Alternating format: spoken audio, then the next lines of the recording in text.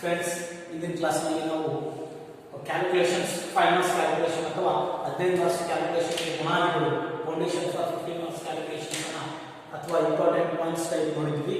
ಅದರಲ್ಲಿ first majority ಮತ್ತು minority ರೇಷಿಯೋವನ್ನು ನೋಡಿದ್ವಿ, ಟೈಪ್ ರೇಷಿಯೋವನ್ನು ನೋಡಿದ್ವಿ, pre acquisition, post acquisition reserve ನೋಡಿದ್ವಿ, ಆಮೇಲೆ pre acquisition profit, post acquisition profit ಅನ್ನು ನೋಡಿದ್ವಿ.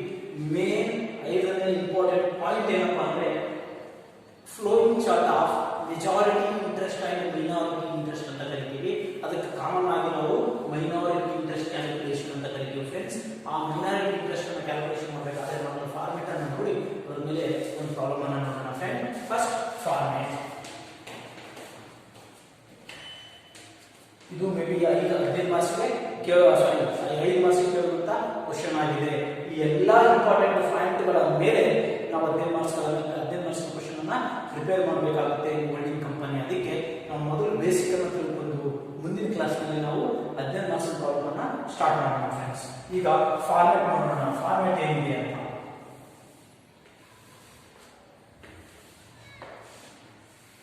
ಫಾರ್ಮೆಟ್ ನಲ್ಲಿ ಪರ್ಟಿಕ್ಯುಲರ್ಸ್, ಅಮೌಂಟ್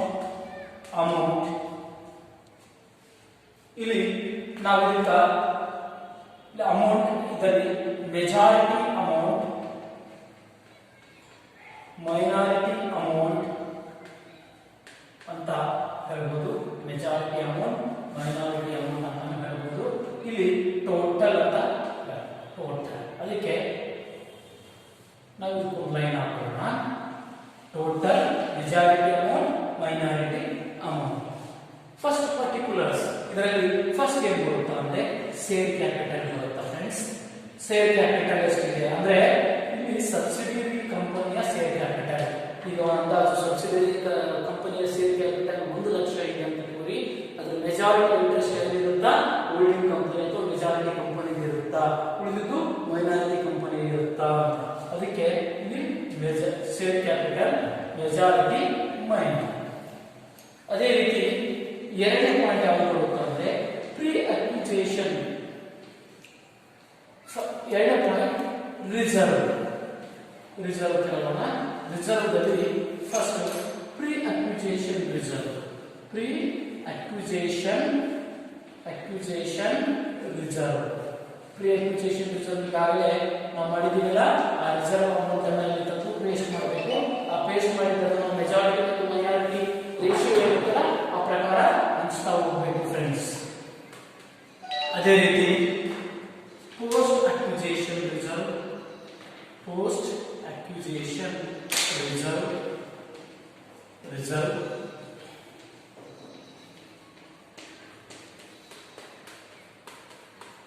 ಅದೇ ರೀತಿ ನೆಕ್ಸ್ಟ್ ಥರ್ಡ್ ಪಾಯಿಂಟ್ ಏನು ಬರುತ್ತಂದ್ರೆ ಪ್ರಾಫಿಟ್ ಆರ್ ಸರ್ಪ್ಲಸ್ ಅಂತ ಕರಿತೀವಿ. ಇನ್ನೊಂದು ಹೆಸರು ಆರ್ ಸರ್ಪ್ಲಸ್ ಬಂದ್ರೆ ನಾವು pre acquisition profit, post acquisition profit ಮಾಡಿದೀವಲ್ಲ ಅದೇ ಸೇಮ್.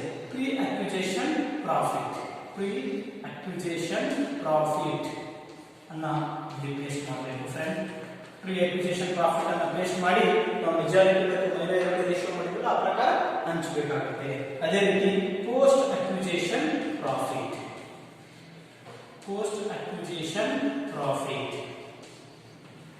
ಇದು 3ನೇ ಪಾಯಿಂಟ್. ಫ್ರೆಂಡ್ಸ್, ನೆಕ್ಸ್ಟ್ 4ನೇ ಪಾಯಿಂಟ್ ಏನು ಬರುತ್ತೆ ಅಂತಂದ್ರೆ ಪ್ರೀ ಅಕ್ವಿಜಿಷನ್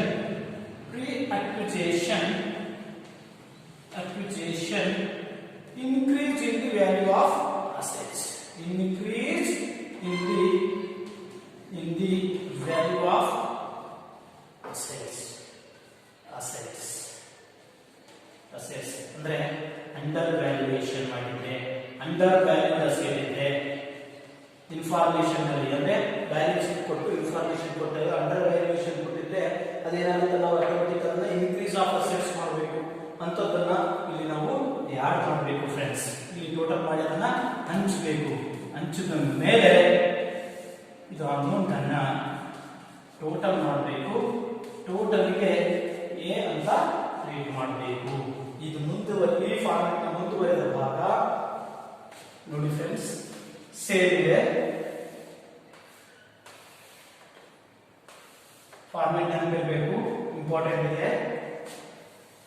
ಇಲ್ಲಿ ಪರ್ಟಿಕ್ಯುಲರ್ಸ್, ಇಲ್ಲಿ majority total, majority interest, majority interest, minority interest, minority interest friend, interest. ಈ ಫಾರ್ಮ್ಯಾಟ್ ಪ್ರಕಾರ ನೆಕ್ಸ್ಟ್ ಏನ್ ಮಾಡಬೇಕು ಅಂತಂದ್ರೆ ಈ ಟೋಟಲ್ ಇದೆಯಲ್ಲ ಇದೇ ತರ ನೆಕ್ಸ್ಟ್ ಏನ್ ಮಾಡಬೇಕು ಅಂದ್ರೆ ಫಸ್ಟ್ ಏನ್ ಮಾಡಬೇಕು ಅಂತಂದ್ರೆ ಲಾಸ್, ಪ್ರೀ ಅಕ್ವಿಜಿಷನ್ ಲಾಸ್ ತೆಗೆದುಕೊಳ್ಬೇಕು. Pre acquisition loss first one. Next post acquisition loss, pre acquisition loss, post acquisition loss ತೆಗೆದುಕೊಳ್ಬೇಕು. ಅದೇ ರೀತಿ third one pre acquisition loss, post acquisition loss. ಅದೇ ರೀತಿ third one pre acquisition decreased in the value of assets, decreased in the value of asset, in the value of asset. ಅಂದ್ರೆ over valuation ಮಾಡಿದ್ರೆ ಅಲ್ಲಿ ಕೊಟ್ಟಿರ್ತಾನೆ ಅದರ information ಅಲ್ಲಿ over valuation ಅಂತ ಕೊಟ್ಟಿರ್ತಾನೆ. ಆ ತರ ಓವರ್ ವ್ಯಾಲ್ಯೂಯೇಷನ್ ಇದ್ರೆ ನಾವು ಇಲ್ಲಿ ತೆಗೆದುಕೊಳ್ಬೇಕು ಫ್ರೆಂಡ್ಸ್. ಈಗ ಬರುವಂತ ಅಮೌಂಟ್ ಇದರಲ್ಲಿ ನಾವು ಮುಖ್ಯವಾಗಿ ಮೈನಾರಿಟಿ ಇಂಟ್ರೆಸ್ಟ್ ಮಾತ್ರ ತೆಗೆದುಕೊಂಡ್ಬಿಟ್ರೆ ಇದಕ್ಕೆ ನಾವು ಕ್ಯಾಲ್ಕುಲೇಷನ್ ಆಫ್ ಮೈನಾರಿಟಿ ಇಂಟ್ರೆಸ್ಟ್ ಅಂತ ಕರಿತೀವಿ. ಕ್ಯಾಲ್ಕುಲೇಷನ್ ಅಥವಾ amount of minority interest, amount of minority interest ಅಂತ ಕರಿತೀವಿ ಫ್ರೆಂಡ್ಸ್. ಮೈನಾರಿಟಿ ಇಂಟ್ರೆಸ್ಟ್ ಅಂತ ಕರಿತೀವಿ. ಇದು 5 ಮಾರ್ಕ್ಸ್ಗೆ ಬರುವಂತಹ ಪ್ರಾಬ್ಲಮ್. ಇದು ಫಾರ್ಮ್ಯಾಟ್ ಆಗಿದೆ ಫ್ರೆಂಡ್ಸ್. ಈಗ ಒಂದು ಪ್ರಾಬ್ಲಮ್ ಅನ್ನು ನೋಡೋಣ. ಇದರ ಮೇಲೆ ಒಂದು ಪ್ರಾಬ್ಲಮ್ ಅನ್ನು ನೋಡೋಣ ಫ್ರೆಂಡ್ಸ್.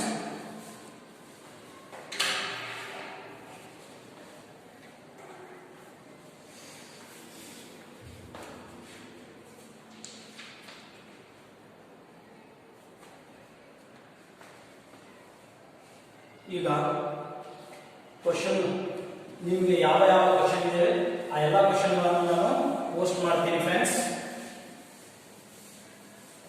ಯಾವ್ಯಾವ ಆನ್ಸರ್ ನಾವು ಸಾಲ್ವ್ ಮಾಡಿದ್ದೀವಿ ಆ ಎಲ್ಲ ಕ್ವಶನ್ಗಳನ್ನ ಪೋಸ್ಟ್ ಮಾಡ್ತೀನಿ.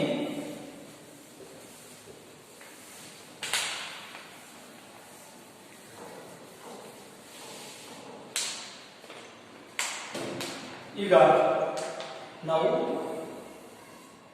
ಕ್ವಶನ್ ಪ್ರಕಾರ ಮೈನಾರಿಟಿ ಇಂಟ್ರೆಸ್ಟ್ ಅನ್ನ ಕಂಡುಹಿಡಿಯಲು ಹೋಗ್ತಾ ಇದ್ದೀವಿ. ಇಲ್ಲಿ particulars, total, majority interest, minority interest. ಇಲ್ಲಿ ಮೆಜಾರಿಟಿ ಇಂಟ್ರೆಸ್ಟ್ ಸಹ ಕಂಡುಹಿಡಿಯಬಹುದು. ನಮಗೆ ಅದು ಬೇಕಾಗಿಲ್ಲ, ಮೈನಾರಿಟಿ ಇಂಟ್ರೆಸ್ಟ್ ಮಾತ್ರ ಕಂಡುಹಿಡಿಯಬೇಕು. ಅದಕ್ಕೆ ಇದನ್ನ ಕ್ಯಾಲ್ಕುಲೇಷನ್ ಆಫ್ ಮೈನಾರಿಟಿ ಇಂಟ್ರೆಸ್ಟ್ ಅಂತ ಕರಿತೀವಿ. ಕ್ವಶನ್ ಇದೆ ಫ್ರೆಂಡ್ಸ್. ಇಲ್ಲಿ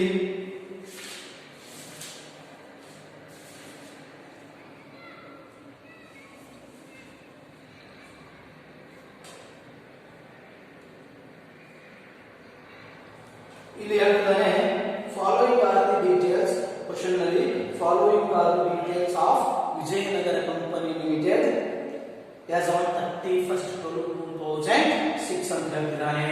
as on 31st 2006, 31st 2006 closing day ಅಂತ ಹೇಳ್ತಿದ್ದಾನೆ. ಏನದು ಕ್ಲೋಸಿಂಗ್ ಡೇ ಅಂತ ಹೇಳ್ತಾ ಇದ್ದಾನೆ. ಅಂದ್ರೆ ಓಪನಿಂಗ್ ಯಾವ್ದಾಗಿರುತ್ತೆ ಅಂದ್ರೆ 1/1/2006ರಿಂದ 31/12/2006 ಈ ಕಂಪನಿಯ ವರ್ಷ ಹೊಂದಿದ್ದಾರೆ. ಅವರು ಈ ವರ್ಷದ ಪ್ರಕಾರ ಕ್ಯಾಲ್ಕುಲೇಷನ್ ಮಾಡ್ತಾ ಇದ್ದಾರೆ ಅಂತ ಅರ್ಥ. ಈಗ ಅವನು ನಮಗೆ ಕ್ಲೋಸಿಂಗ್ ಡೇಟ್ ನ ಡೀಟೇಲ್ಸ್ ಅನ್ನು ಕೊಟ್ಟಿದ್ದಾನೆ. ಅದರ ಪ್ರಕಾರ ಸೇಲ್ಸ್ ಆಫ್ 100 rupees ಈಚ್ ಇರುವಂತದ್ದು ಸೇಲ್ಗಳಿದಾವೆ. 1,000 ಸೇಲ್ಗಳಿದಾವೆ, 1 ಲಕ್ಷ ರೂಪಾಯಿ ಆಗುತ್ತೆ. ಅದೇ ರೀತಿ statement of profit and loss ಕೊಟ್ಟಿದ್ದಾನೆ. ಅಂದ್ರೆ ಅಲ್ಲಿ ಪ್ರಾಫಿಟ್ ಕೊಟ್ಟಿದ್ದಾನೆ, ಕ್ರೆಡಿಟ್ ಇದೆ, ಎಷ್ಟು 30,000 ಕೊಟ್ಟಿದ್ದಾನೆ ನೋಡಿ ಫ್ರೆಂಡ್ಸ್. ಅದೇ ರೀತಿ ರಿಸರ್ವ್ ಫಂಡ್ ಕೊಟ್ಟಿದ್ದಾನೆ 17,000. ಅದೇ ರೀತಿ ಇಲ್ಲಿ ಏನಂತ ಹೇಳ್ತಾನೆ, Virupaksha limited purchase. Virupaksha limited is A holding company and Vijayanagara company limited is A subsidiary company. ಯಾವ ಕಂಪನಿಯ ಬ್ಯಾಲೆನ್ಸ್ ಶೀಟ್ ಕೊಟ್ಟಿರ್ತಾರೋ ಬ್ಯಾಲೆನ್ಸ್ ಶೀಟ್ ಅಲ್ಲಿ ನಾವು ಮುಖ್ಯವಾಗಿ ಸಬ್ಸಿಡರಿ ಕಂಪನಿಯನ್ನ ಕನ್ಸಿಡರ್ ಮಾಡ್ಕೊಂಡು ಹೋಗಬೇಕು ಅಂತ ಮತ್ತೆ ಹೇಳಿದ್ದೀನಿ. ಅದೇ ರೀತಿ ವಿರೂಪಾಕ್ಷ ಕಂಪನಿ ಲಿಮಿಟೆಡ್ ಏನ್ ಮಾಡಿದೆ, ವಿಜಯನಗರ ಲಿಮಿಟೆಡ್ ನ ಷೇರುಗಳಿವೆ ನೋಡಿ. ಕ್ಯಾಪಿಟಲ್ ಇದೆ, 1 ಲಕ್ಷ ಕ್ಯಾಪಿಟಲ್ ಇದೆಯಲ್ಲ, 100 ರೂಪೀಸ್ ಈಚ್ ಶೇರ್, 1,000 ಷೇರುಗಳಿದಾವೆ. ಆ ಷೇರುಗಳ ಶೇಕಡ 80% ಖರೀದಿ ಮಾಡಿದೆ ಅಂತ ಹೇಳ್ತಿದ್ದಾರೆ. ಹಾಗಾದ್ರೆ 80% ಷೇರುಗಳನ್ನು ಖರೀದಿ ಮಾಡಿದೆ. ಎಂದು ಖರೀದಿ ಮಾಡಿದೆ ಅಂದ್ರೆ 1/5/2016ಕ್ಕೆ 80%, 1/5 ಮೇ ತಿಂಗಳಲ್ಲಿ ಖರೀದಿ ಮಾಡಿದೆ. ಎಷ್ಟು? 80% ಆಫ್ ಸೇಲ್ಸ್ ಅಂತ ಹೇಳ್ತಾ ಇದ್ದಾನೆ. ಓಕೆ, ಖರೀದಿ ಮಾಡಿದೆ. ಇದರಲ್ಲಿ ಅವ್ರು ಏನಂತ ಹೇಳ್ತಿದ್ದಾರೆ, ಓಪನಿಂಗ್ ಬ್ಯಾಲೆನ್ಸ್ 1/1/2016 ಓಪನಿಂಗ್ ಬ್ಯಾಲೆನ್ಸ್ ಇದೆ. ರಿಸರ್ವ್ 5,000, ಪ್ರಾಫಿಟ್ ಅಂಡ್ ಲಾಸ್ 6,000 ಇದೆ. ಇದು ಕ್ವಶನ್ ನಾನು ಪೋಸ್ಟ್ ಮಾಡಿರ್ತೀನಿ ನೋಡ್ರಿ. ಇಲ್ಲಿ reserve 5,000, profit and loss account 6,000 ಇದೆ ಅಂದಾಗ ನಾವು ಇಲ್ಲಿ ಮೈನಾರಿಟಿ ಇಂಟ್ರೆಸ್ಟ್ ಅನ್ನು ಕ್ಯಾಲ್ಕುಲೇಟ್ ಮಾಡಬೇಕಾದ್ರೆ ಫಸ್ಟ್ ನಾವು ಎಂತ ಹಿಡಿಬೇಕು ಅಂದ್ರೆ ಮೆಜಾರಿಟಿ ಮತ್ತು ಮೈನಾರಿಟಿ ರೇಷಿಯೋವನ್ನು ಕಂಡುಹಿಡಿಯಬೇಕು. ಮೆಜಾರಿಟಿ ಮತ್ತು ಮೈನಾರಿಟಿ ರೇಷಿಯೋವನ್ನು ಕಂಡುಹಿಡಿಯಬೇಕು. ಅದೇ ರೀತಿ ನಾವು ಟೈಮ್ ಪೀರಿಯಡ್ ರೇಷಿಯೋವನ್ನು ಕಂಡುಹಿಡಿಯಬೇಕು.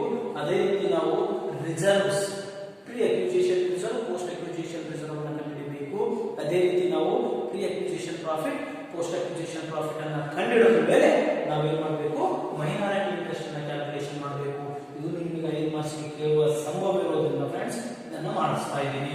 ಫಸ್ಟ್ ಪಾಯಿಂಟ್ ನಮ್ಮ ಕ್ಯಾಲ್ಕುಲೇಷನ್ ಇದೆ, majority and minority ratio. Majority and minority ರೇಷಿಯೋನ ನಾವು ಕ್ಯಾಲ್ಕುಲೇಷನ್ ಮಾಡಬೇಕು. ಓಕೆ, ಮೆಜಾರಿಟಿ ಮತ್ತು ಮೈನಾರಿಟಿ ರೇಷಿಯೋ ಕ್ಯಾಲ್ಕುಲೇಷನ್ ಮಾಡೋದ್ರಲ್ಲಿ ನಾವು ಟೋಟಲ್ ಅನ್ನ ಈಗ 3 ಭಾಗಗಳನ್ನಾಗಿ ಮಾಡ್ತೀವಿ ಅಂತ ಹೇಳಿದೆ. ಇದರಲ್ಲಿ ಫಸ್ಟ್ ಟೋಟಲ್, ಆಮೇಲೆ ಮೆಜಾರಿಟಿ, ಆಮೇಲೆ ಮೈನಾರಿಟಿ ಅಂತ ಹೇಳ್ಬಿಟ್ಟು. ಓಕೆ, ನೋಡಿ ಕ್ಲಾಸ್ ನಲ್ಲಿ ಅದೇ ರೀತಿ ಇಲ್ಲಿ ಟೋಟಲ್ ಎಷ್ಟಿದೆ ಅಂದ್ರೆ 1 ಲಕ್ಷ ಇದೆ. 1,100,000 ರೂಪಾಯಿ ಷೇರುಗಳು, 100 ರೂಪಾಯಿ ಮುಖ ಬೆಲೆಯ ಷೇರುಗಳಿದ್ದಾವೆ. ಅಂದ್ರೆ ಎಷ್ಟು ಷೇರು ಆಗ್ತವೆ? 1,000 ಷೇರುಗಳಿದ್ದಾವೆ. ಓಕೆ, 1,000 ಷೇರುಗಳಿದ್ದಾವೆ. 1,000 ಷೇರುಗಳಿದ್ದಾವೆ. ಇದರಲ್ಲಿ ಶೇಕಡ 80% ಅಂದ್ರೆ 800 ಷೇರುಗಳನ್ನ ಮೆಜಾರಿಟಿ ಕಂಪನಿ ಆದಂತಹ ವಿರೂಪಾಕ್ಷ ಲಿಮಿಟೆಡ್ ಖರೀದಿ ಮಾಡಿದೆ. Virupaksha limited minority company Vijayanagara limited sale ಮಾಡಿದೆ. ಇದು 200 ಅಂತಂದ್ರೆ ನಾವು 2 ಅಂದ್ರೆ ಕ್ಯಾಲ್ಕುಲೇಷನ್ ನೋಡಿ.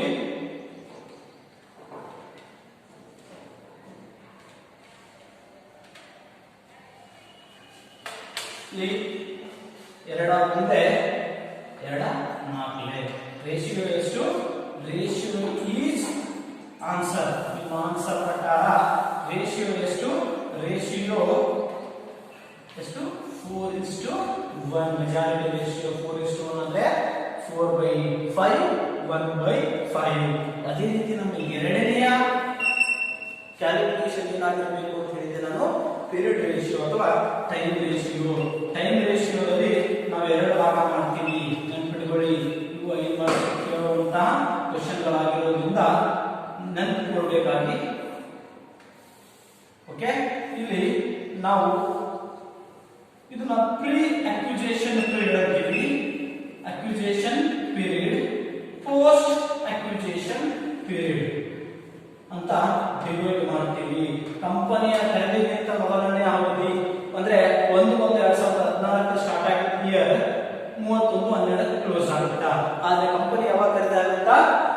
ಮೇ ಖರೀದಿ ಆಗುತ್ತೆ. ಅಂದ್ರೆ ಏಪ್ರಿಲ್, ಜನವರಿ, ಫೆಬ್ರವರಿ, ಮಾರ್ಚ್, ಏಪ್ರಿಲ್ 4 ತಿಂಗಳು ಇಲ್ಲಿದೆ, 8 ತಿಂಗಳು ಇಲ್ಲಿ. ಅಂದ್ರೆ ಪ್ರೀ ಅಕ್ವಿಜಿಷನ್ ಅಂದ್ರೆ ನಾವು ಕಂಪನಿ ಖರೀದಿ ಮಾಡೋದಕ್ಕಿಂತ ಮೊದಲು ಕಂಪನಿ 4 ತಿಂಗಳು ನಡೆದಿತ್ತು, ಖರೀದಿ ಮಾಡಿದ ಮೇಲೆ 8 ತಿಂಗಳು ನಡೆದಿದೆ. ಆನ್ಸರ್ ಏನಾಗಿರುತ್ತಾ? 1:2 ಆಗುತ್ತಾ ಅಂದ್ರೆ 4:2 ಆಗ್ತದೆ. ಓಕೆ, ಇದು ರೇಷಿಯೋ 1:2 ರೇಷಿಯೋ ಆಗುತ್ತಾ ಫ್ರೆಂಡ್ಸ್. ಈಗ ನಮ್ಮ ಕ್ವಶನ್ ಅಲ್ಲಿ ರಿಸರ್ವ್ ಕೊಟ್ಟಿದ್ದಾನೆ. ನಾವು ರಿಸರ್ವ್ ಕೊಟ್ಟಿರೋದ್ರಿಂದ ಫಸ್ಟ್ ನಾವು pre acquisition reserve, post acquisition reserve, pre acquisition profit, post acquisition profit ಅನ್ನ ಕಂಡುಹಿಡಿದ ಮೇಲೆ ಈ ಕ್ಯಾಲ್ಕುಲೇಷನ್ ಅನ್ನ ಮಾಡಬೇಕಾಗುತ್ತೆ ಫ್ರೆಂಡ್ಸ್. ಈಗ ನಾವು ಪ್ರೀ ಅಕ್ವಿಸಿಷನ್ ರಿಸರ್ವ್ ಮತ್ತು ಪ್ರೀ ಅಕ್ವಿಸಿಷನ್ ಪ್ರಾಫಿಟ್ ಅನ್ನ ನೋಡ್ಕೊಳ್ಳೋಣ. ಇಲ್ಲಿ ನೆಕ್ಸ್ಟ್ ನಮ್ಮ ಕ್ಯಾಲ್ಕುಲೇಷನ್ ಏನಾಗಿರುತ್ತೆ, calculation pre acquisition profit reserve and profit, post acquisition reserve and profit. ನೋಡ್ರಿ, ಮತ್ತೆ ರಿವಿಷನ್ ಆಗ್ತಾ ಇದೆ ಫ್ರೆಂಡ್ಸ್, ರಿವಿಷನ್ ಆಗ್ತಾ ಇದೆ ನಮ್ಮ ಕ್ಯಾಲ್ಕುಲೇಷನ್ಸ್. ಅದಕ್ಕೆ ನಾವು ನೀಟಾಗಿ ಒಂದು ಬೈ ಒಂದು ಕ್ಯಾಲ್ಕುಲೇಷನ್ ಮಾಡ್ತಾ ಹೋಗೋಣ. ಇನ್ನು ಥರ್ಡ್ ಪಾರ್ಟ್ ಯಾವುದು, pre acquisition reserve and post acquisition reserve ಅನ್ನ ಕ್ಯಾಲ್ಕುಲೇಟ್ ಮಾಡೋಣ. ರಿಸರ್ವ್ ಅನ್ನ ಕ್ಯಾಲ್ಕುಲೇಟ್ ಮಾಡೋಣ ಫ್ರೆಂಡ್. ಇಲ್ಲಿ ನಾವು ಕ್ಯಾಲ್ಕುಲೇಷನ್ ಮಾಡಬೇಕಾದ್ರೆ, ಓಕೆ, ಇಲ್ಲಿ ನಾವು ಕ್ಯಾಲ್ಕುಲೇಷನ್ ಮಾಡಬೇಕಾದ್ರೆ ಪರ್ಟಿಕ್ಯುಲರ್ ಅಮೌಂಟ್ ಅಂತ ತೆಗೆದುಕೊಳ್ಬೇಕು. First closing period reserve. Closing reserve ಏನ, ಬ್ಯಾಲೆನ್ಸ್ ಶೀಟ್ ನಲ್ಲಿ ಕೊಟ್ಟಂತ ರಿಸರ್ವ್ ಏನಾಗಿರುತ್ತೆ, ಕ್ಲೋಸಿಂಗ್ ರಿಸರ್ವ್ ಆಗಿರುತ್ತೆ. ಎಸ್ ಇದೆ. ಎಷ್ಟಿದೆ ಕ್ಲೋಸಿಂಗ್ ರಿಸರ್ವ್ ಅಂದ್ರೆ, ರಿಸರ್ವ್ ಫಂಡ್ 17,000 ಇದೆ ಫ್ರೆಂಡ್ಸ್. ಎಷ್ಟಿದೆ, 17,000 ಇದೆ. ಇದಕ್ಕೆ ಏನ್ ಮಾಡಬೇಕು, ಲೆಸ್ ಓಪನಿಂಗ್ ರಿಸರ್ವ್ ಮಾಡಬೇಕು. ಓಪನಿಂಗ್ ರಿಸರ್ವ್ ಇದೆಯಾ, ಇದೆ. ನೋಡಿ, ಇನ್ಫಾರ್ಮೇಶನ್ ಅಲ್ಲಿ ಕೊಟ್ಟಿದ್ದಾನೆ ಓಪನಿಂಗ್ ರಿಸರ್ವ್ ಫ್ರೆಂಡ್. ಏನಂತ ಕೊಟ್ಟಿದ್ದಾನೆ ಅಂದ್ರೆ, R11-2006 ಗೆ ರಿಸರ್ವ್ ಫಂಡ್ 5,000 ಇದೆ ಅಂತ ಕೊಟ್ಟಿದ್ದಾನೆ. ಎಷ್ಟು, 5,000 ಇದೆ ಅಂತ ಕೊಟ್ಟಿದ್ದಾನೆ. ಉಳಿದಿದ್ದು ಎಷ್ಟು ಫ್ರೆಂಡ್ಸ್, 12,000 ಉಳಿತು. ಇದಕ್ಕೆ ನಾವೇನಂತ ಕರಿತೀವಿ, ರಿಸರ್ವ್ ಫಾರ್ ದಿ ಇಯರ್ ಅಂತ ಕರಿತೀವಿ. ರಿಸರ್ವ್ ಫಾರ್ ದಿ ಇಯರ್ ಕರಿತೀವಿ. ಇದ್ರಾಗ ಎ ಅಂತ ಮಾಡಿ ಪ್ರೀ ಅಕ್ವಿಸಿಷನ್ ರಿಸರ್ವ್ ಕಂಡುಹಿಡಿಯಬೇಕು ಫ್ರೆಂಡ್ಸ್. ಪ್ರೀ ಅಕ್ವಿಸಿಷನ್ ರಿಸರ್ವ್ ಕಂಡುಹಿಡಿಯುವ ಸಮಯದಲ್ಲಿ ನಾವು ಕೇರ್ಫುಲ್ ಆಗಿರಬೇಕು. ಫಸ್ಟ್ ಏನು ತಗೋಬೇಕು, ಓಪನಿಂಗ್ ರಿಸರ್ವ್ ತೆಗೆದುಕೊಳ್ಬೇಕು. ಓಪನಿಂಗ್ ರಿಸರ್ವ್ ಎಷ್ಟಿದೆ, 5,000 ಇದೆ. ಅದೇ ರೀತಿ ಇದಕ್ಕೆ ನೆಕ್ಸ್ಟ್ ಏನು ತೆಗೆದುಕೊಳ್ಬೇಕು, reserve for the year into pre acquisition period ratio. Pre acquisition period ratio ಎಷ್ಟಿತ್ತು ಫ್ರೆಂಡ್, 1/3 ಇತ್ತು. ಓಕೆ, ಅಂದ್ರೆ ರಿಸರ್ವ್ ಫಾರ್ ದಿ ಇಯರ್ ಎಷ್ಟಿದೆ, 5,000 ಇಂಟು 1/3 ಅಂತಂದ್ರೆ 5,000 3 ಭಾಗ ಮಾಡಬೇಕು. ಎಷ್ಟಾಗುತ್ತೆ,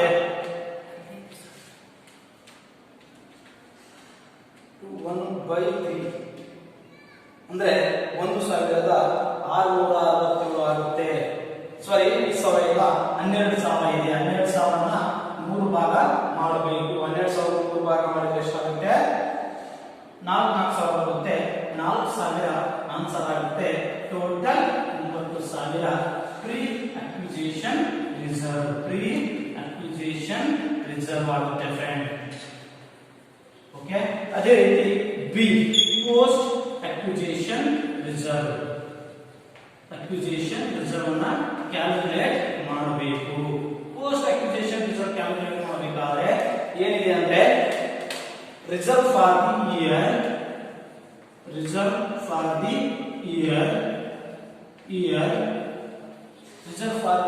ಎಷ್ಟಿದೆ, ರಿಸರ್ವ್ ಫಾರ್ ದಿ ಇಯರ್ ಎಷ್ಟಿದೆ, 12,000 ಇದೆ. ಇಂಟು 2/3 ಮಾಡಿದ್ರೆ 8,000 ಬರುತ್ತೆ. 8,000 is post acquisition reserve friends. Post acquisition reserve ಎಷ್ಟು, 8,000 acquisition reserve. ಈಗ ಇದೇ ರೀತಿ ನಾವು ಇನ್ನೂ ಒಂದು ಅಮೌಂಟ್ ಅನ್ನು ಕಂಡುಹಿಡಿಯಬೇಕು. ಇದನ್ನ ನಾವು ರಿಸರ್ವ್ ಅಂತ ಹಾಕೋಣ. ಅದೇ ರೀತಿ ನಾವು ಇಲ್ಲಿ pre acquisition profit, post acquisition profit ಅನ್ನ ಕಂಡುಹಿಡಿಯೋಣ ಫ್ರೆಂಡ್ಸ್. ಇಲ್ಲಿ pre acquisition profit, post acquisition profit ಅನ್ನ ಕಂಡುಹಿಡಿಯೋಣ. ಏನು ಕಂಡುಹಿಡಿಯೋಣ? Pre acquisition profit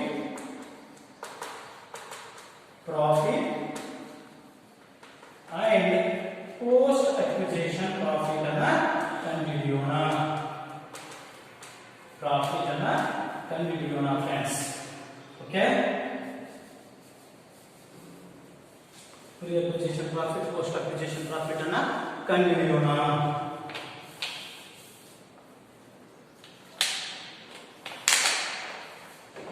particulars amount ಅನ್ಕೊಡೋಣ. ಇಲ್ಲಿ ಫಸ್ಟ್ ಏನ್ ಬರುತ್ತಾ?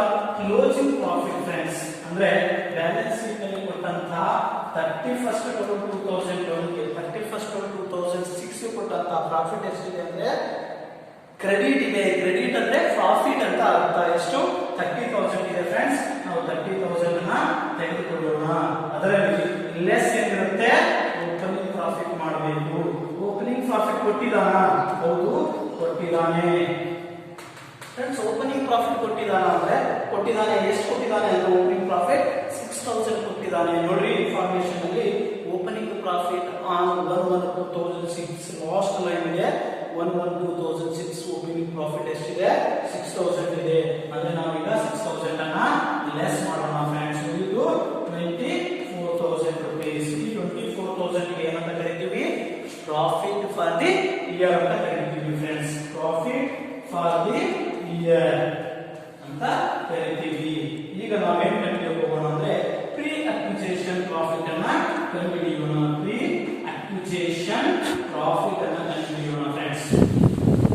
ಪ್ರೀ ಅಕ್ವಿಸಿಷನ್ ಪ್ರಾಫಿಟ್ ಕಂಡುಹಿಡಿಯಬೇಕಾದ್ರೆ ಮೊದಲು ನಾವೇನ್ ತೆಗೆದುಕೊಳ್ಬೇಕು? ಓಪನಿಂಗ್ ಪ್ರಾಫಿಟ್ ಅನ್ನ ತೆಗೆದುಕೊಳ್ಬೇಕು. ಓಪನಿಂಗ್ ಪ್ರಾಫಿಟ್ ಎಷ್ಟಿದೆ? 6,000 ಇದೆ. ಓಪನಿಂಗ್ ಪ್ರಾಫಿಟ್ ಎಷ್ಟಿದೆ? 6,000. ನೋಡಿ, ಓಪನಿಂಗ್ ಪ್ರಾಫಿಟ್ 6,000 ಇದೆ.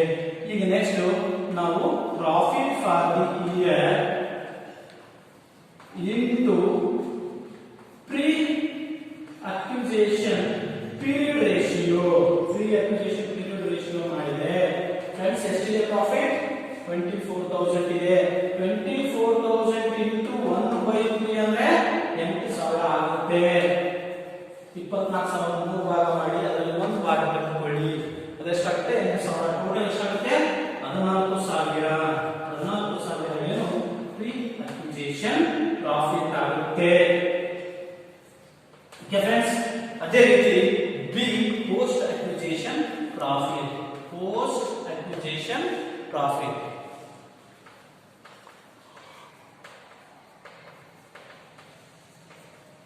ಪೋಸ್ಟ್ ಅಕ್ವಿಸಿಷನ್ ಪ್ರಾಫಿಟ್ ಅನ್ನ ಕಂಡುಹಿಡಿಯಬೇಕು ಅಂದ್ರೆ ನಾವು ಪ್ರಾಫಿಟ್ ಫಾರ್ ದಿ ಇಯರ್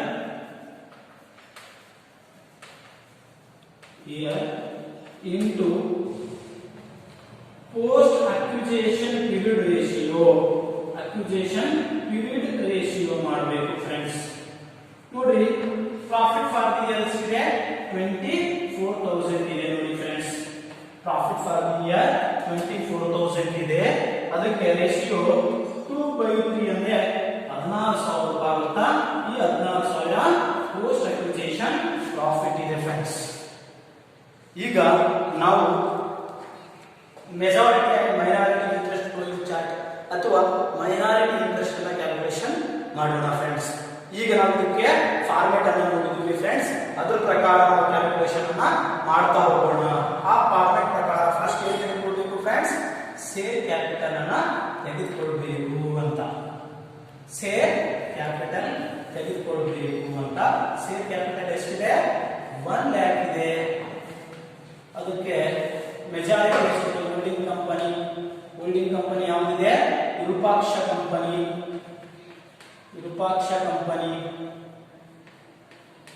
ಇದು ವಿಜಯ ಕಂಪನಿ, ವಿಜಯನಗರ. ಓಕೆ, ಇಲ್ಲಿ 1 ಲಕ್ಷದಲ್ಲಿ 80% ಅಂದ್ರೆ ಎಷ್ಟು ಫ್ರೆಂಡ್ಸ್?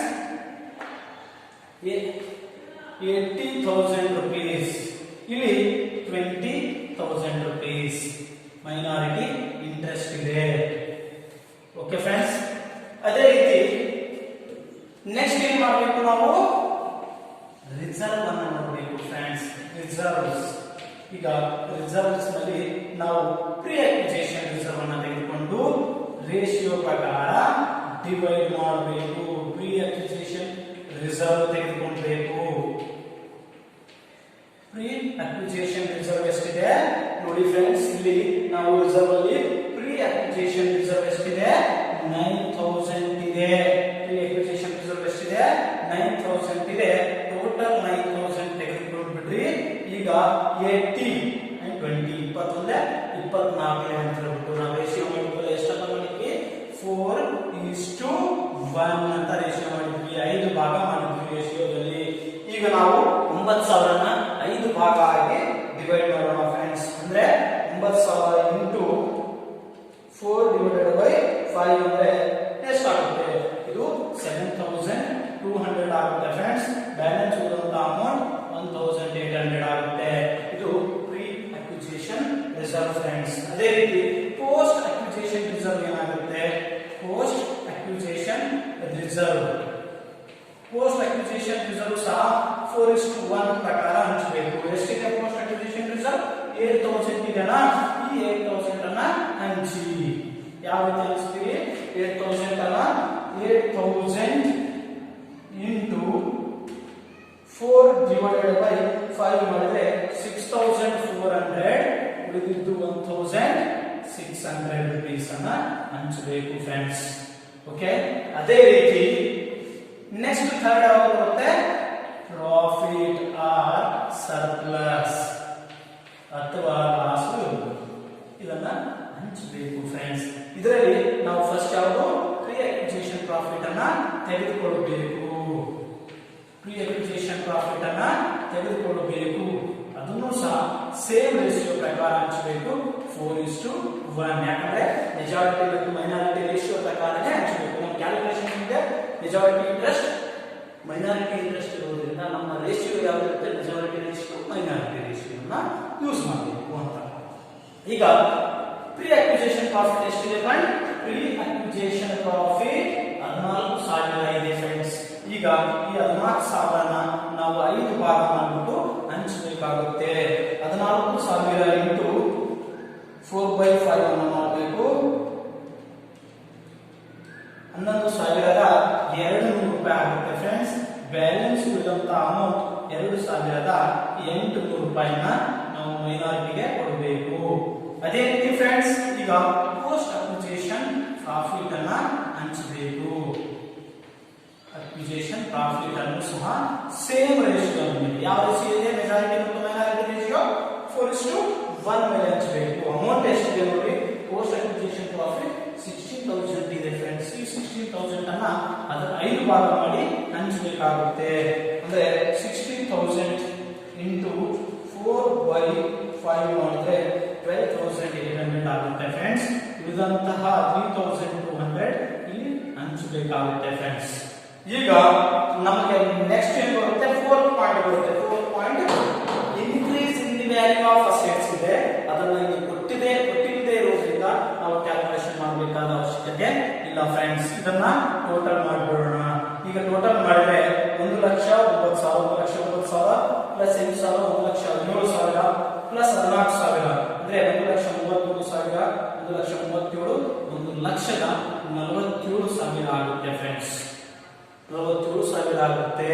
ಅದೇ ರೀತಿ 80,000 ಪ್ಲಸ್ 7,200 ಇವೆಲ್ಲ ಕ್ಯಾಲ್ಕುಲೇಷನ್ ಮಾಡಿದ್ರೆ friends 80,000 plus 7,200 plus 6,400 plus 11,200 plus 12,800 calculation ಮಾಡಿದ್ರೆ 1,17,600 ಆಗುತ್ತೆ ಫ್ರೆಂಡ್ಸ್. ಬ್ಯಾಲೆನ್ಸ್ 1,47,000ದಲ್ಲಿ ನಾವು 1,17,600 ತೆಗೆದ್ರೆ ಬರುವಂತದ್ದು 29,400 ಆಗುತ್ತೆ ಫ್ರೆಂಡ್ಸ್. ಈಗ ನಾವು ಲೆಸ್ ಮಾಡಬೇಕು. ಏನ್ ಲೆಸ್ ಮಾಡ್ತಾ ಇದ್ವಿ? ಲೆಸ್ ಏನ್ ಮಾಡ್ತಾ ಇದ್ವಿ? ಪೋಸ್ಟ್ ಅಕ್ವಿಸಿಷನ್ ಲಾಸ್ ಲೆಸ್ ಮಾಡಿ ಅಂತ ಕಾಮನ್ ಮಾಡಿ. ಲಾಸ್ ಯಾವ್ದಂದ್ರೆ ಪ್ರೀ ಅಕ್ವಿಸಿಷನ್ ಲಾಸ್. ನೋಡಿ ಇಲ್ಲಿ ಪ್ರೀ ಅಕ್ವಿಸಿಷನ್ ಪ್ರಾಫಿಟ್ ಬಂದಿದೆ ಅಂದ್ರೆ ಲಾಸ್ ಏನಿದೆ ಬರುತ್ತೆ, ಅದಕ್ಕೆ ನಾವು ಲೆಸ್ ಮಾಡೋದಿಲ್ಲ. ಪ್ರೀ ಅಕ್ವಿಸಿಷನ್ ಲಾಸ್ ಇಲ್ಲ ಫ್ರೆಂಡ್ಸ್. ಇದಕ್ಕೆ ನಾವು ಟೋಟಲ್ ಎ ಅಂತ ಕರಿತೀವಿ. ಇಲ್ಲ ಆಮೇಲೆ dash. Okay, post acquisition loss ಇದೆನಾ? ಪೋಸ್ಟ್ ಅಕ್ವಿಸಿಷನ್ ಲಾಸ್ ಅಂತಿದೆ, ಇಲ್ಲ ಇಲ್ಲ ಫ್ರೆಂಡ್ಸ್, ಇಲ್ಲ. ಹೌದಾ? ಇಲ್ಲ ಅಂದ್ರೆ ನೆಲ್. ಥರ್ಡ್ ಪಾರ್ಟ್ ಏನಿದೆ ಲಾಸ್ಟ್ಗೆ decrease in the value of pre acquisition decrease in the value of asset ಇದೆಯಾ? Decrease in the value of asset information ಅಲ್ಲಿ ಇನ್ಕ್ರೀಸ್ ಆಗಿರುತ್ತೆ. Values asset decrease in the value of asset, value of asset ಅಥವಾ over valuation ಇದೆಯಾ? ಈ problem ಅಲ್ಲಿ ಏನು ಕೊಟ್ಟಿಲ್ಲದೆ ಇರೋದ್ರಿಂದ ಇಲ್ಲ. ಇಲ್ಲ ಅಂದ್ರೆ ಡ್ಯಾಶ್. ಬಿ ಏನಿದೆ ಡ್ಯಾಶ್ ಡ್ಯಾಶ್ ಡ್ಯಾಶ್ ಡ್ಯಾಶ್ ಇದೆ. ಹಂಗಂದ್ರೆ ಎ ಮೈನಸ್ ಬಿ ಮಾಡಿರುವಂತ ಆನ್ಸರ್ ಏನಿದೆ ಸೇಮ್. 1,47,000, 1,16,600, 29,400, 1,17,600, 29,400. ಇದು 29,400 ಏನಿದೆ ಫ್ರೆಂಡ್ಸ್, ಇದು ಮೈನಾರಿಟಿ ಇಂಟ್ರೆಸ್ಟ್ ಇದೆ. ಏನಿದು ಮೈನಾರಿಟಿ ಇಂಟ್ರೆಸ್ಟ್ ಇದೆ ಫ್ರೆಂಡ್ಸ್. ಇದು ನಿಮ್ಮ ಕ್ಯಾಲ್ಕುಲೇಷನ್. ನೆಕ್ಸ್ಟ್ ಕ್ಯಾಲ್ಕುಲೇಷನ್ ಏನಿದೆ ಅಂದ್ರೆ ನಾವು ಗುಡ್ ವಿಲ್ ಅಥವಾ ಕ್ಯಾಪಿಟಲ್ ರಿಸರ್ವ್ ಅಥವಾ control of interest, interest of control ಅಂತ ಕರಿತೀವಿ, ಅದನ್ನ ನೋಡೋಣ ಫ್ರೆಂಡ್ಸ್. ಇದನ್ನು ನೋಡಿದ್ರೆ ನಾವು ಕ್ಯಾಪಿಟಲ್ ರಿಸರ್ವ್ ಅಥವಾ ಗುಡ್ ವಿಲ್ ಅನ್ನ ಅಥವಾ ಇಂಟ್ರೆಸ್ಟ್ ಆನ್ ಕಂಟ್ರೋಲ್ ಅನ್ನು ನೋಡಿದ್ರೆ 5 ಮಾರ್ಕ್ಸ್ ನ ಎಲ್ಲಾ ಕ್ವಶನ್ ಅನ್ನು ನೋಡಿದಂಗಾಗುತ್ತೆ ಫ್ರೆಂಡ್ಸ್.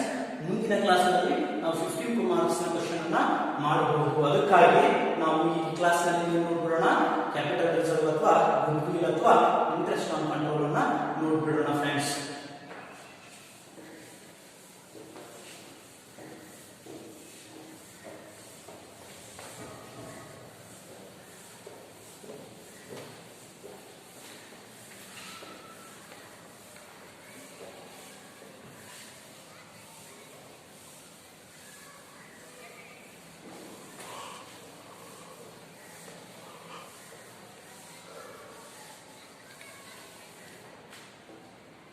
ಫ್ರೆಂಡ್ಸ್, ನಾವು ಕ್ಯಾಲ್ಕುಲೇಷನ್ ಆಫ್ ರಿಸರ್ವ್ ನೋಡಬೇಕಾದ್ರು, ಕ್ಯಾಲ್ಕುಲೇಷನ್ ಆಫ್ ಗುಡ್ ವಿಲ್ ನೋಡಬೇಕಾದ್ರು same calculation reserve, goodwill, interest on capital ಅಂತ ಕರೀತಾರೆ.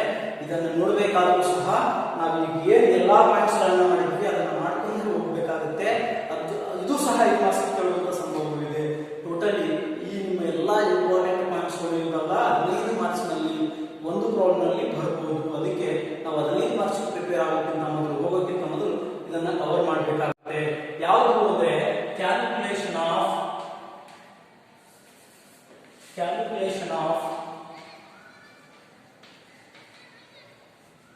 ಗುಡ್ ವಿಲ್,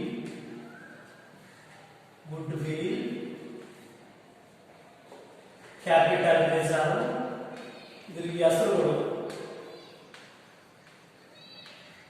ಅಂತಾನು ಕರೀಬಹುದು, ಇಂಟ್ರೆಸ್ಟ್ ಆನ್ ಕಂಟ್ರೋಲ್ ಅಂತಾನು ಕರೀಬಹುದು, ಇಂಟ್ರೆಸ್ಟ್ ಆನ್ ಕಂಟ್ರೋಲ್ ಅಂತಾನು ಕರೀಬಹುದು. ಈ 3 ಹೆಸರಿನಿಂದ ಕರೀತಾರೆ ಫ್ರೆಂಡ್ಸ್. ಕನ್ಫ್ಯೂಸ್ ಆಗಬೇಡಿ. ಕ್ವಶನ್ ಅಲ್ಲಿ ಕ್ಯಾಲ್ಕುಲೇಟ್ ಇಂಟ್ರೆಸ್ಟ್ ಆನ್ ಕಂಟ್ರೋಲ್ ಅಂತ ಕರೆದ್ರೆ calculate goodwill or capital reserve ಅಂತಾನೆ ಅರ್ಥ. ಇದಕ್ಕೆ ಫಾರ್ಮ್ಯಾಟ್ ನೋಡೋಣ. ಫಾರ್ಮ್ಯಾಟ್ ಏನಿದೆ ಅಂತ ನೋಡೋಣ friends. Format calculation of interest on capital ಅಲ್ಲಿ ಫಾರ್ಮ್ಯಾಟ್ ಏನಿದೆ ಅಂತ. ಫಾರ್ಮ್ಯಾಟ್ ಏನಿದೆ ಅಂದ ತಕ್ಷಣ particulars ಅಮೌಂಟ್ ಅಂತ ತೆಗೆದುಕೊಳ್ಳಬೇಕಾಗುತ್ತೆ. ಇಲ್ಲಿ ನಾವು ಫಾರ್ಮ್ಯಾಟ್ ಅನ್ನು ನೋಡಬೇಕಾದ್ರೆ ಫಸ್ಟ್ ಹೋಲ್ಡಿಂಗ್ ಕಂಪನಿ ಇಂಪಾರ್ಟೆಂಟ್ ಏನಂದ್ರೆ ಹೋಲ್ಡಿಂಗ್ ಕಂಪನಿ ಆಗಿರುತ್ತೆ. ಇಲ್ಲಿ ವ್ಯಾಲ್ಯೂ ಆಫ್ ಸೇಲ್ ಅಕ್ವಿಸಿಷನ್,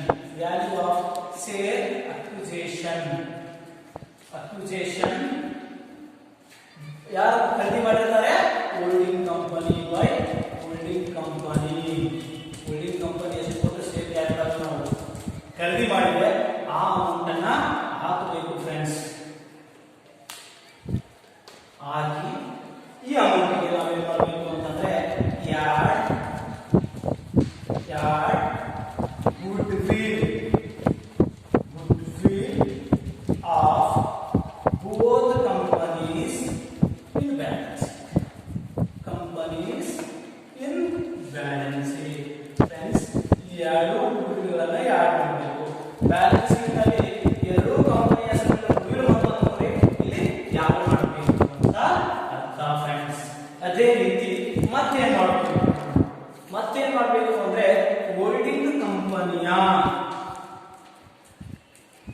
ಮತ್ತೆ ಮಾಡಬೇಕು ಅಂದ್ರೆ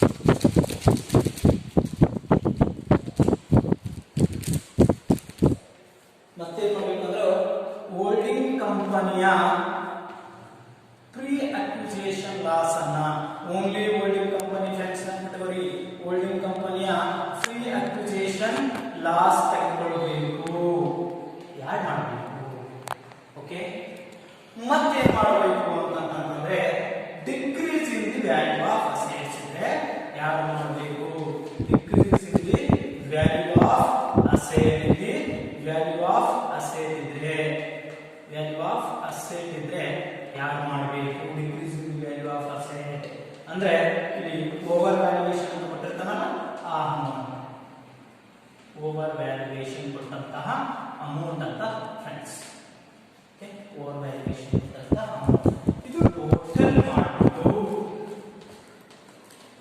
ಲೆಸ್ ಮಾಡಬೇಕು ಏನನ್ನ ಲೆಸ್ ಮಾಡಬೇಕು ಅಂದ್ರೆ ನಾಮಿನಲ್ ವ್ಯಾಲ್ಯೂ ಆಫ್ ಸೇಲ್ಸ್ ಅಂದ್ರೆ ನಾಮಿನಲ್ ಅಂತ ಒಂದೇ ಫೇಸ್ ವ್ಯಾಲ್ಯೂ ಅಂತ ಒಂದೇ ನಾಮಿನಲ್ ವ್ಯಾಲ್ಯೂ ಆಫ್ ಸೇಲ್ಸ್ ಅಂದ್ರೆ ಫೇಸ್ ವ್ಯಾಲ್ಯೂ ಆಫ್ ಸೇಲ್ಸ್ ಅಂತ ಅರ್ಥ ಫ್ರೆಂಡ್ಸ್ ನಾಮಿನಲ್ ವ್ಯಾಲ್ಯೂ ಅಂತ ಒಂದೇ ಫೇಸ್ ವ್ಯಾಲ್ಯೂ ಆಫ್ ಸೇಲ್ಸ್ ಅನ್ನ ಜೊತೆಗೆ ಲೆಸ್ ಮಾಡಬೇಕಾಗಿದ್ದು ಏನು ಅಂತಂದ್ರೆ ಮತ್ತೆ ಏನ್ ಲೆಸ್ ಮಾಡಬೇಕು ಅಂದ್ರೆ ಪ್ರೀ ಅಕ್ವಿಜಿಷನ್ ರಿಸರ್ವ್ ಹೋಲ್ಡಿಂಗ್ ಕಂಪನಿದು ಪಾರ್ಟ್ ಮಾತ್ರ friends holding company pre acquisition reserve ನೆನಪಿಟ್ಕೊಳ್ಳಿ holding company pre acquisition reserve share ಏನ್ ಬರುತ್ತಲ್ಲ ಹೋಲ್ಡಿಂಗ್ ಅಥವಾ ಮೆಜಾರಿಟಿ ಶೇರ್ ಅದನ್ನು ಲೆಸ್ ಮಾಡಬೇಕು ಫ್ರೆಂಡ್ ಹೋಲ್ಡಿಂಗ್ ಅಥವಾ ಮೆಜಾರಿಟಿ ಶೇರ್ ಏನಿರುತ್ತಲ್ಲ ಪ್ರೀ ಅಕ್ವಿಜಿಷನ್ ರಿಸರ್ವ್ ಅದನ್ನು ಲೆಸ್ ಮಾಡಬೇಕು ಅಥವಾ ನೆಕ್ಸ್ಟ್ ಏನ್ ಮಾಡಬೇಕು ಹೋಲ್ಡಿಂಗ್ ಕಂಪನಿಯ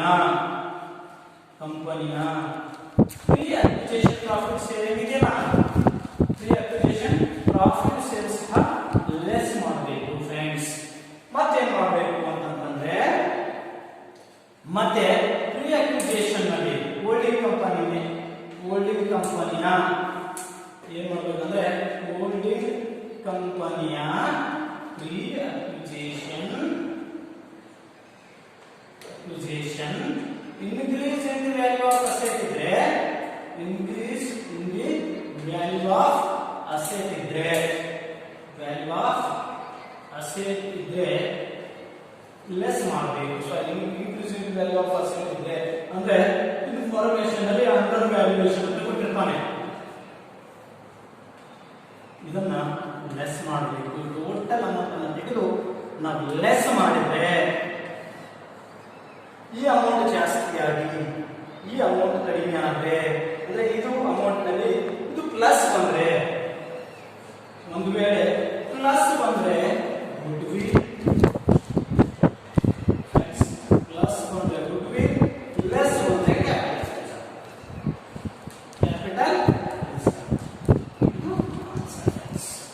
ಪ್ಲಸ್ ಬಂದ್ರೆ ಗುಡ್ವಿಲ್ ಲೆಸ್ ಬಂದ್ರೆ ಕ್ಯಾಪಿಟಲ್ ಇದರ ಮೇಲೆ ಒಂದು ಪ್ರಾಬ್ಲಮ್ ಅನ್ನು ಮಾಡಿ ಮುಂದಿನ ಕ್ಲಾಸ್ ನಲ್ಲಿ 15 ಮಾರ್ಕ್ಸ್ ಪ್ರಾಬ್ಲಮ್ ಅನ್ನು ನೋಡೋಣ ಫ್ರೆಂಡ್ಸ್ ಈಗ ಪ್ರಾಬ್ಲಮ್ ಸ್ಟಾರ್ಟ್ ಮಾಡೋಣ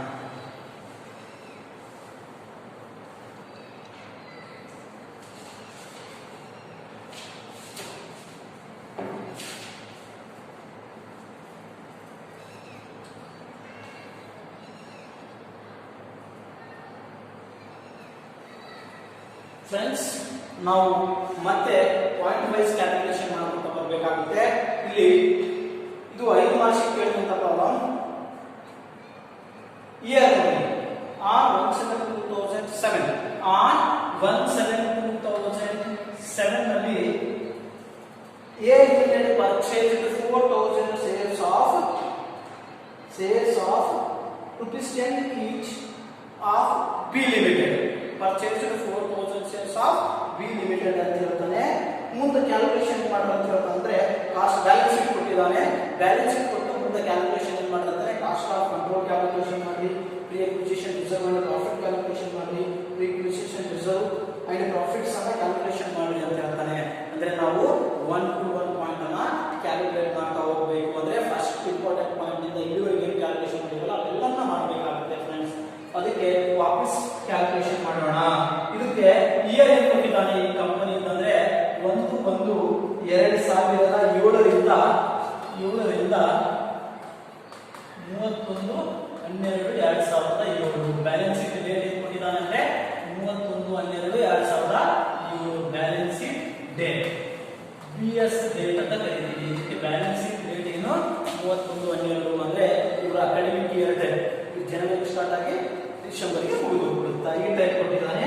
ನಾವು ಇದೇ ಟೈಪ್ ಕೊಟ್ಟು ಕ್ಯಾಲ್ಕುಲೇಷನ್ ಮಾಡಬೇಕಾಗುತ್ತೆ. ಫಸ್ಟ್ ಏನು ಮಾಡ್ತೀವಿ ಫ್ರೆಂಡ್ಸ್, ನಾವು ಕ್ಯಾಲ್ಕುಲೇಷನ್ ಅಲ್ಲಿ ಮೆಜಾರಿಟಿ ಅಂಡ್ ಮೈನಾರಿಟಿ ರೇಷಿಯೋ ಮಾಡಬೇಕು. ನೆನಪಿದೆನಾ? ಮೆಜಾರಿಟಿ ಅಂಡ್ ಮೈನಾರಿಟಿ ರೇಷಿಯೋ ಮಾಡಬೇಕು ಫ್ರೆಂಡ್ಸ್. ಇದಕ್ಕೆ ನಾವು ಮಾಡ್ತೀವಿ ಕ್ಯಾಲ್ಕುಲೇಷನ್ಗೆ 3 ಲೈನ್ಗಳನ್ನು ಹಾಕ್ಬಿಟ್ಟು ಫಸ್ಟ್ ಟೋಟಲ್ ಮೆಜಾರಿಟಿ ಮೈನಾರಿಟಿಯನ್ನು ಮಾಡ್ತಾ ಇದ್ವಿ. ಮೈನಾರಿಟಿ ಟೋಟಲ್ ಎಷ್ಟಿದೆ ಸೇರ್ಸ್ ಅಂದ್ರೆ ಟೋಟಲ್ ಈ ಕಂಪನಿಯಲ್ಲಿ ಸೇರ್ಸ್ ಎಷ್ಟಿದೆ ಅಂತ ಫ್ರೆಂಡ್ಸ್ 5,000 ಸೇರ್ಗಳಿದ್ದಾವೆ ಫ್ರೆಂಡ್ಸ್. ಎಷ್ಟು? 5,000 ಸೇರ್ಗಳಿದ್ದಾವೆ. Balance sheet 5,000 shares into 10 each 50,000 ಕೊಟ್ಟಿದ್ದಾನೆ ಫ್ರೆಂಡ್ಸ್. ಇಲ್ಲಿ 5,000 ಸೇರ್ಸ್ ಇದಾವೆ. ಮೆಜಾರಿಟಿ ಕಂಪನಿ ಪರ್ಚೇಸ್ ಮಾಡಿರೋದು ಎಷ್ಟು? 4,000 ಸೇರ್ಸ್ ಅನ್ನು ಪರ್ಚೇಸ್ ಮಾಡಿದೆ ಫ್ರೆಂಡ್ಸ್. 10 ರೂಪಾಯಿಗೆ ಒಂದು ಸೇರ್ ಇದ್ರೆ ಖರೀದಿ ಮಾಡಿರೋದು 20 ರೂಪಾಯಿಗೆ ಒಂದು ಸೇರ್ ಅನ್ನು ಕೊಟ್ಟಿದ್ದಾರೆ. 4,000 ಸೇರ್ಸ್ ಅನ್ನ ಖರೀದಿ ಮಾಡಿದ್ದಾರೆ ಫ್ರೆಂಡ್ಸ್. ಆಮೇಲೆ ಉಳಿದಿದ್ದೆಷ್ಟು? 1,000 ಸೇರ್ಗಳು ಫ್ರೆಂಡ್ಸ್. ಇದನ್ನ ರೇಷಿಯೋದಲ್ಲಿ ಮಾಡಿ ಅಂದ್ರೆ ಯಾವ ರೀತಿ ಮಾಡ್ತೀವಿ ನಾವು ಅಂದ್ರೆ 4:1 ಅನ್ನು ಮಾಡ್ತೀವಿ. ಇದು ರೇಷಿಯೋ ಫ್ರೆಂಡ್ಸ್. ಯಾವುದು? Majority and minority ratio friends. ಈಗ ನೆಕ್ಸ್ಟ್ ಕ್ಯಾಲ್ಕುಲೇಷನ್ ಏನಿರುತ್ತೆ ಫ್ರೆಂಡ್ಸ್, ನಮ್ದು ಟೈಮ್ ರೇಷಿಯೋ ಅಥವಾ ಪೀರಿಯಡ್ ರೇಷಿಯೋ ಮಾಡ್ತೀವಿ. ಟೈಮ್ ರೇಷಿಯೋ ಮತ್ತು ಪೀರಿಯಡ್ ರೇಷಿಯೋ ಮಾಡಬೇಕಾದ್ರೆ ನಾವು ಟೈಮ್ ಅನ್ನ 2 ಭಾಗಗಳನ್ನಾಗಿ ಮಾಡ್ತೀವಿ. ಒಂದು ಪ್ರೀ ಅಕ್ವಿಜಿಷನ್ ಪೀರಿಯಡ್, ಓಕೆ ನೆನಪಿಟ್ಕೊಳ್ಳಿ, ಪ್ರೀ ಅಕ್ವಿಜಿಷನ್ ಪೀರಿಯಡ್. ಇನ್ನೊಂದು ಪೋಸ್ಟ್ ಅಕ್ವಿಜಿಷನ್ ಪೀರಿಯಡ್ ಅಂದ್ಬಿಟ್ಟು friends. Pre acquisition period, post acquisition period. ಈ ಕಂಪನಿಯನ್ನ ಎ ಕಂಪನಿ ಖರೀದಿ ಮಾಡಿತು. ಯಾವಾಗ ಖರೀದಿ ಮಾಡಿತು ಅಂತ ಫ್ರೆಂಡ್ಸ್, ಈ ಕಂಪನಿಯನ್ನ ಪರ್ಚೇಸ್ ಡೇಟ್ ಯಾವಾಗ ಅಂದ್ರೆ ಪರ್ಚೇಸ್ ಡೇಟ್ ಯಾವಾಗ ಅಂದ್ರೆ 1/7/17 ಖರೀದಿ ಮಾಡಿತು ಫ್ರೆಂಡ್ಸ್. ಅಂದ್ರೆ ಯಾವ ವರ್ಷ ಓಪನಿಂಗ್ ಇರೋದು 1/1/2007, ಖರೀದಿ ಮಾಡಿರೋದು 1/7/2017. ಎಷ್ಟು ತಿಂಗಳ ನಂತರ ಕಂಪನಿಯ ವರ್ಷ ಪ್ರಾರಂಭವಾದ ಎಷ್ಟು ತಿಂಗಳ ನಂತರ ಅಂದ್ರೆ ಜನವರಿ, ಫೆಬ್ರವರಿ, March, April, May, June 6 months ನಂತರ ಖರೀದಿ ಮಾಡಿದ್ರು ಅಂದ್ರೆ 6 ಮಂತ್ಸ್. ರೇಷಿಯೋ ಏನಾಗುತ್ತೆ ಫ್ರೆಂಡ್ಸ್? 6 ರೇಷಿಯೋ ಏನು? 1:1. ರೇಷಿಯೋ ಎಷ್ಟು? 1:1 ಆಗುತ್ತೆ ಫ್ರೆಂಡ್ಸ್. ಈಗ ನಮ್ಮ ಮೂರನೇ ಕ್ಯಾಲ್ಕುಲೇಷನ್ ಇದೆ. ಇಂಪಾರ್ಟೆಂಟ್ ಪಾಯಿಂಟ್ಸ್ ಏನಿದೆ? ರಿಸರ್ವ್ ಅನ್ನು ಕ್ಯಾಲ್ಕುಲೇಟ್ ಮಾಡಬೇಕು. ಪ್ರೀ ಅಕ್ವಿಜಿಷನ್ ರಿಸರ್ವ್ ಅನ್ನ ಮತ್ತು ಪೋಸ್ಟ್ ಅಕ್ವಿಜಿಷನ್ ರಿಸರ್ವ್ ಅನ್ನ ಕ್ಯಾಲ್ಕುಲೇಷನ್ ಮಾಡಬೇಕು. ಅಂಡ್ ಪೋಸ್ಟ್ ಅಕ್ವಿಜಿಷನ್ ರಿಸರ್ವ್ ಅನ್ನ ಕ್ಯಾಲ್ಕುಲೇಟ್ ಮಾಡಬೇಕು ಫ್ರೆಂಡ್. ನಾವು ಮೂರನೇ ಪಾಯಿಂಟ್ ಅನ್ನ ತೆಗೆದುಕೊಂಡು ಕ್ಯಾಲ್ಕುಲೇಷನ್ ಮಾಡೋಣ friend. Pre acquisition reserve, post acquisition reserve ಇದನ್ನು ಬರುತ್ತಲ್ಲ ಈಗ ನೋಡಿ. Pre acquisition reserve 3 point, post acquisition reserve ಅನ್ನ ಕ್ಯಾಲ್ಕುಲೇಟ್ ಮಾಡೋಣ ಅಂತ. ಪ್ರೀ ಅಕ್ವಿಜಿಷನ್ ರಿಸರ್ವ್ ಶಾರ್ಟ್ ಆಗಿ ಬರೀತಾ ಇದ್ದೀನಿ. And post acquisition reserve calculation ಮಾಡಬೇಕು. ಓಕೆ ಮಾಡೋಣ. ಪ್ರೀ ಅಕ್ವಿಜಿಷನ್ ರಿಸರ್ವ್ ಮತ್ತು ಪೋಸ್ಟ್ ಅಕ್ವಿಜಿಷನ್ ರಿಸರ್ವ್ ಅನ್ನ ಕ್ಯಾಲ್ಕುಲೇಟ್ ಮಾಡೋಣ ಫ್ರೆಂಡ್. ಓಕೆ, ಇಲ್ಲಿ ಪ್ರೀ ಅಕ್ವಿಜಿಷನ್ ರಿಸರ್ವ್ ಅನ್ನ ಕ್ಯಾಲ್ಕುಲೇಟ್ ಮಾಡಬೇಕಾದಾಗ ನೋಡಿ ಫ್ರೆಂಡ್ಸ್, ನಾವು ಪ್ರೀ ಅಕ್ವಿಜಿಷನ್ ರಿಸರ್ವ್ ಅನ್ನು ಕ್ಯಾಲ್ಕುಲೇಟ್ ಮಾಡ್ತಾ ಇದ್ದೀವಿ. ಈಗ ಪ್ರೀ ಅಕ್ವಿಜಿಷನ್ ರಿಸರ್ವ್ ಅನ್ನು ಮಾಡೋದ್ರಲ್ಲಿ ಫಸ್ಟ್ ಪರ್ಟಿಕ್ಯುಲರ್ಸ್ ಅಮೌಂಟ್, ಓಕೆ ಇಷ್ಟೇ ತಗೊಂಡ್ಬಿಡೋಣ. ಓಕೆ, ಇಲ್ಲಿ ಪರ್ಟಿಕ್ಯುಲರ್ಸ್ ಅಮೌಂಟ್ ಇದೆ. ಫಸ್ಟ್ ಕ್ಲೋಸಿಂಗ್ ರಿಸರ್ವ್ ನೋಡೋಣ. ಕ್ಲೋಸಿಂಗ್ ರಿಸರ್ವ್ ಅಂದ್ರೆ ಈ ಕ್ಲೋಸಿಂಗ್ ಡೇಟ್ ಇರುವಂತ ರಿಸರ್ವ್ ಫ್ರೆಂಡ್ಸ್. ನೆನಪಿಟ್ಕೊಳ್ಳಿ, ಕ್ಲೋಸಿಂಗ್ ರಿಸರ್ವ್ ಅಂದ್ರೆ ಕ್ಲೋಸಿಂಗ್ ಡೇಟ್ ಇರುವಂತ ರಿಸರ್ವ್. ಎಷ್ಟು ಕ್ಲೋಸಿಂಗ್ ಡೇಟ್ ರಿಸರ್ವ್ ಅಂದ್ರೆ ಬ್ಯಾಲೆನ್ಸ್ ಶೀಟ್ ಕೊಟ್ಟಿದ್ದಾನೆ, ಅಲ್ಲಿ ರಿಸರ್ವ್ ಅನ್ನು ಕೊಟ್ಟಿದ್ದಾನೆ ಫ್ರೆಂಡ್ಸ್. ಎಷ್ಟು ಕೊಟ್ಟಿದ್ದಾನೆ ಅಂದ್ರೆ 15,000 ಕೊಟ್ಟಿದ್ದಾನೆ. ರಿಸರ್ವ್ ಎಷ್ಟು? 15,000 ಕೊಟ್ಟಿದ್ದಾನೆ.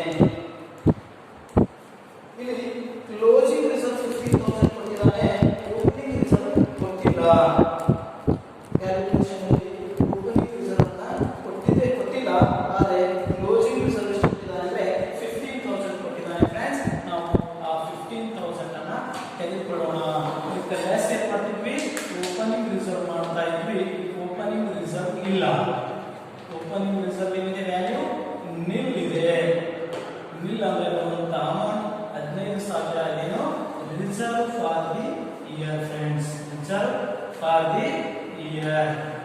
Okay, reserve for the year ಎಷ್ಟಿದೆ 15,000. ಇದ್ರಾಗ ಪ್ರೀ ಅಕ್ವಿಜಿಷನ್ ರಿಸರ್ವ್ ಅಲ್ಲಿ ಅಕ್ವಿಜಿಷನ್ ರಿಸರ್ವ್ ನಾವು ಮಾಡಬೇಕಲ್ವಾ. ಪ್ರೀ ಅಕ್ವಿಜಿಷನ್ ರಿಸರ್ವ್ ಮಾಡಬೇಕಾದಾಗ ನಾವೇನ್ ಮಾಡ್ತೀವಿ, ಓಪನಿಂಗ್ ರಿಸರ್ವ್ ಅನ್ನು ತೆಗೆದುಕೊಳ್ತೀವಿ ಫ್ರೆಂಡ್ಸ್. ಓಪನಿಂಗ್ ರಿಸರ್ವ್ ಅನ್ನು ತೆಗೆದುಕೊಳ್ತೀವಿ. ಓಪನಿಂಗ್ ರಿಸರ್ವ್ ಇಲ್ಲ. ನಾವೀಗ reserve for the year, reserve for year into pre acquisition period ratio. Pre acquisition period ratio ಏನಿದೆಯಲ್ಲ ಅದನ್ನು ತೆಗೆದುಕೊಳ್ಳಿ. ರಿಸರ್ವ್ ಫಾರ್ ದಿ ಇಯರ್ ಎಷ್ಟಿದೆ 15,000. ಪ್ರೀ ಅಕ್ವಿಜಿಷನ್ ಪೀರಿಯಡ್ ರೇಷಿಯೋ ಏನಿತ್ತು 1/1 ಇತ್ತು.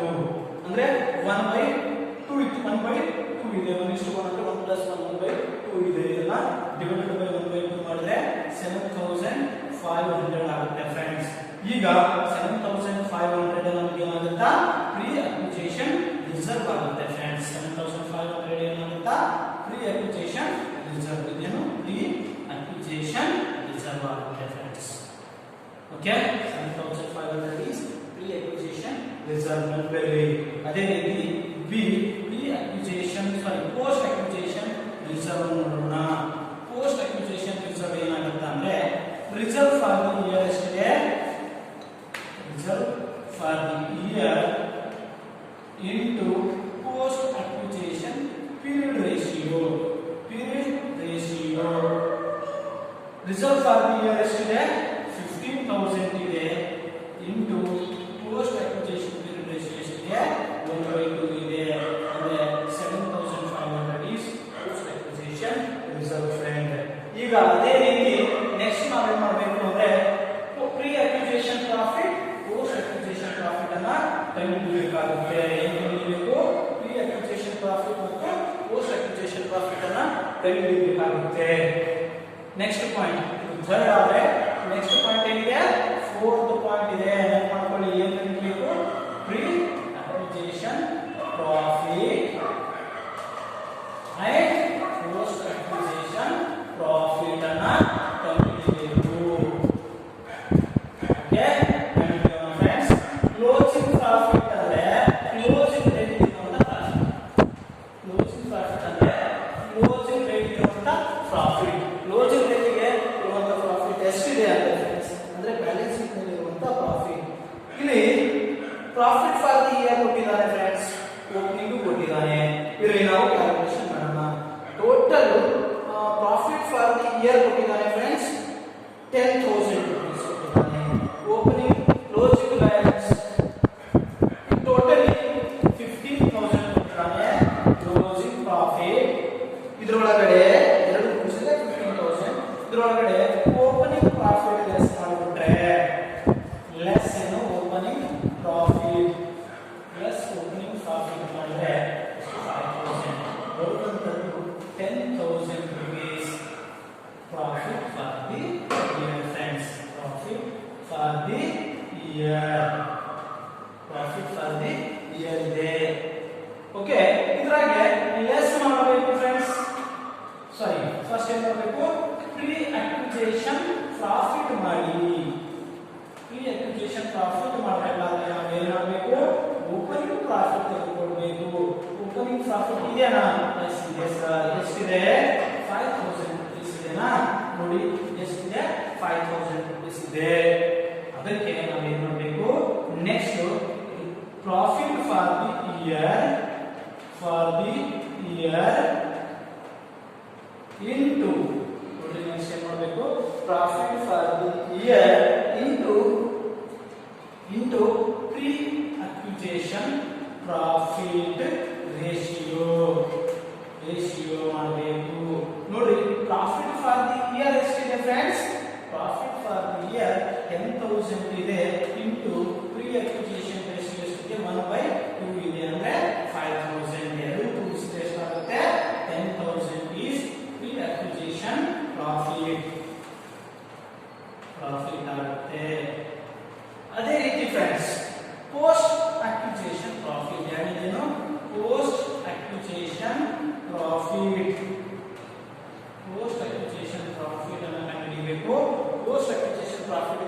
ಕಂಡುಹಿಡಿಯಬೇಕಾದ್ರೆ ನಮಗೆ profit for year into post acquisition period profit for the year ಎಷ್ಟಿದೆ 10,000 ಇದೆ into 1/2 ಏನಿದೆ ಪೀರಿಯಡ್ ರೇಷಿಯೋ ಇದೆ ಮಾಡಿರುವಂತ answer 5,000 rupees. 5,000 is post acquisition profit. ಇದನ್ನ ಕ್ಯಾಲ್ಕುಲೇಷನ್ ಅನ್ನು ಮಾಡಿದೀವಿ ಫ್ರೆಂಡ್ಸ್. ಈಗ ನಾವು ನೆಕ್ಸ್ಟ್ ಏನು ಮಾಡಬೇಕು ಅಂದ್ರೆ ಮೆಜಾರಿಟಿ ಮತ್ತು ಮೈನಾರಿಟಿ ರೇಷಿಯೋನ ಮಾಡಬೇಕು. ಅದಕ್ಕಿಂತ ಮೊದಲು ಕ್ಯಾಲ್ಕುಲೇಷನ್ ನೋಡೋಣ. ಈಗ ಫ್ರೆಂಡ್ಸ್ ನೋಡಿ, ನಾವು ಮೆಜಾರಿಟಿ ಮತ್ತು ಮೈನಾರಿಟಿ ರೇಷಿಯೋನ ಕಂಡುಹಿಡಿಯೋಣ. ಕಂಡುಹಿಡಿದು ನಾವು ಈ ಕ್ಯಾಲ್ಕುಲೇಷನ್ ಅನ್ನ ಕಾಸ್ಟ್ ಆಫ್ ಗುಡ್ವಿಲ್ ಅನ್ನ ಮಾಡೋಣ.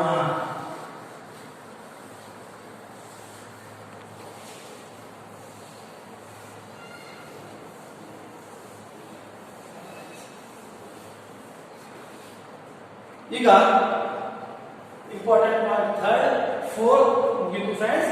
ಫಿಫ್ತ್ ಪಾರ್ಟ್ ಇದೆ. ಫಿಫ್ತ್ ಪಾರ್ಟ್ ಯಾವುದು ಅಂತ ನಮಗೆ ಗೊತ್ತು. ಅದೇನಂದ್ರೆ ಮೈನಾರಿಟಿ ರೇಷಿಯೋನ ಕಂಡುಹಿಡಿಯಬೇಕು ಅಂತ ಹೇಳ್ಬಿಟ್ಟು. ಯಾವುದು?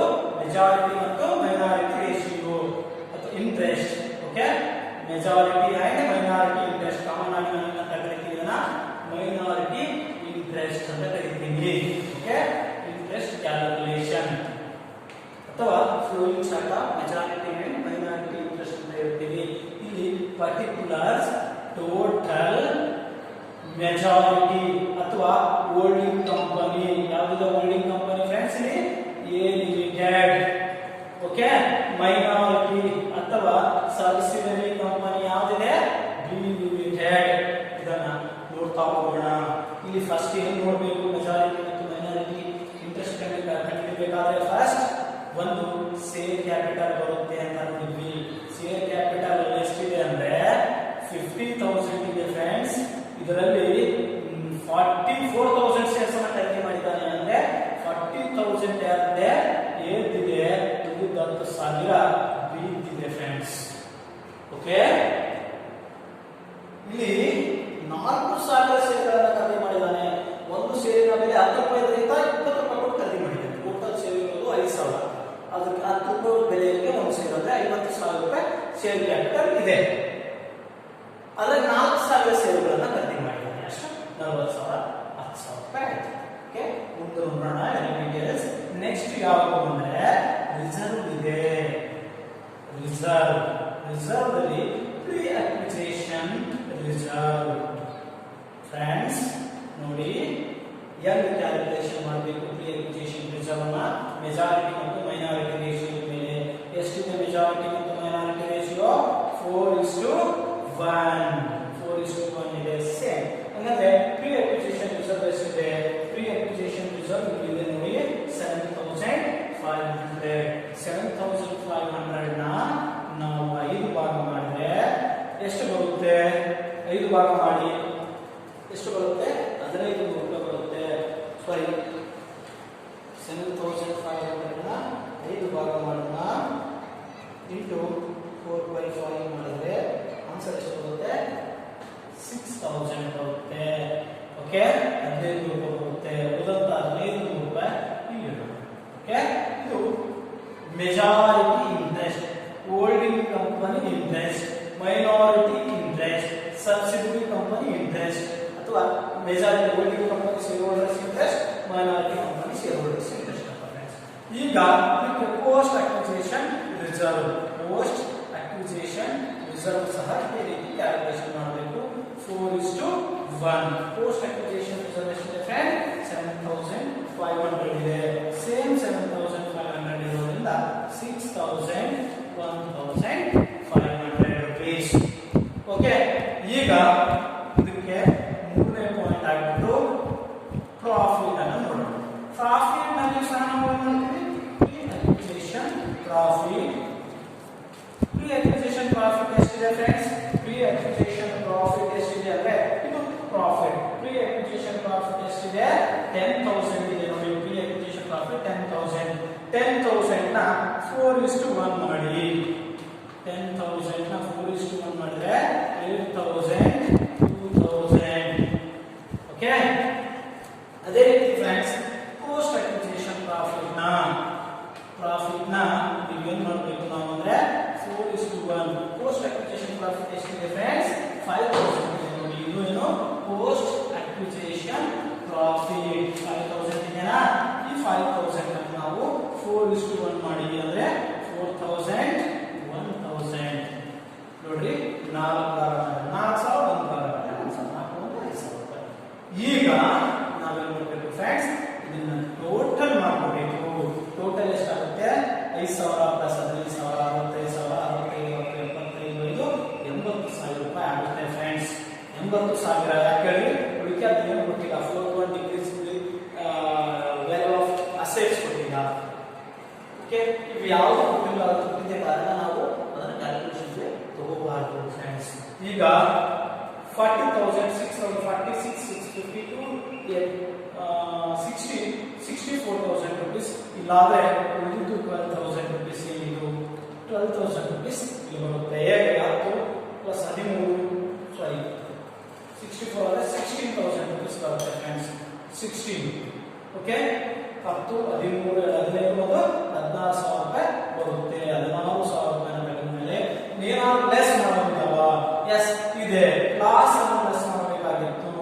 ಯಾವ್ದಾದ್ರು ಇದೆಯಾ? ಇಲ್ಲ ಅಂತ ತಕ್ಷಣ ನಾವು ಏನು ಮಾಡಬೇಕು? ಲಾಸ್ ಅನ್ನು ಲೆಸ್ ಏನು ಮಾಡಬೇಕಾಗಿತ್ತು? ಲಾಸ್ ಇಲ್ಲ.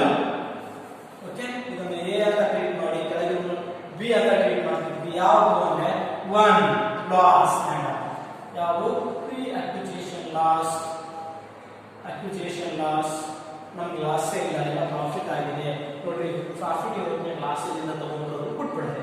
ಇದು ಹೋಲ್ಡಿಂಗ್ ಕಂಪನಿ ಇಷ್ಟು ಮಾಡಿದ ಮೇಲೆ ನೋಡಿ ಫ್ರೆಂಡ್ಸ್. ಮತ್ತೆ ಇದು ಪ್ರೀ ಅಕ್ವಿಸಿಷನ್ ರಿಸರ್ವ್ ನಲ್ಲಿ ಆಗಿದ್ದು ಲಾಸ್ ಇದೆ. ಪೋಸ್ಟ್ ಅಕ್ವಿಸಿಷನ್ ಲಾಸ್ ಇದೆಯಾ? ಇಲ್ಲ. ಏನು ಇಲ್ಲ ಅಂದ್ರೆ ನಮ್ಮ ಬಿ ಏನಿರುತ್ತೆ? ನಿಲ್ ಇರುತ್ತೆ. ಬಿ ಏನಿರುತ್ತೆ? ನಿಲ್ ಬರುತ್ತೆ. ನಮ್ಮ 80,000 64,000 16,000.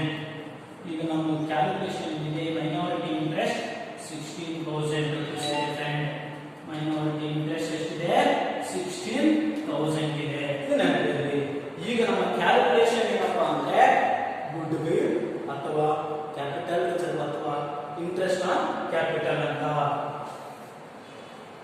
ಇಂಟ್ರೆಸ್ಟ್ ಆನ್ ಕ್ಯಾಪಿಟಲ್ ಅಂದ್ಬಿಟ್ಟು ಕ್ಯಾಲ್ಕುಲೇಷನ್ ಅನ್ನ ಮಾಡ್ತೀವಿ. ಓಕೆ, ಈಗ ನಾವು ಕ್ಯಾಲ್ಕುಲೇಷನ್ ಅನ್ನ ಮಾಡೋಣ ಫ್ರೆಂಡ್ಸ್. ಯಾವುದು? ಗುಡ್ ವಿಲ್ ಕ್ಯಾಲ್ಕುಲೇಷನ್ ಆಫ್